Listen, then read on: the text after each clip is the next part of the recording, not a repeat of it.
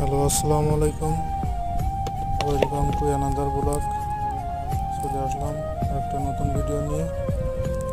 তো আজকে আসলাম ইন্ডিয়ার একবারে বর্ডারের পাশে, বাংলাদেশে বসে ইন্ডিয়ার কত সুন্দর চিত্র একবারে দেখেন। বাংলাদেশে বসে ইন্ডিয়ার ছবি, ইন্ডিয়ার ভিডিও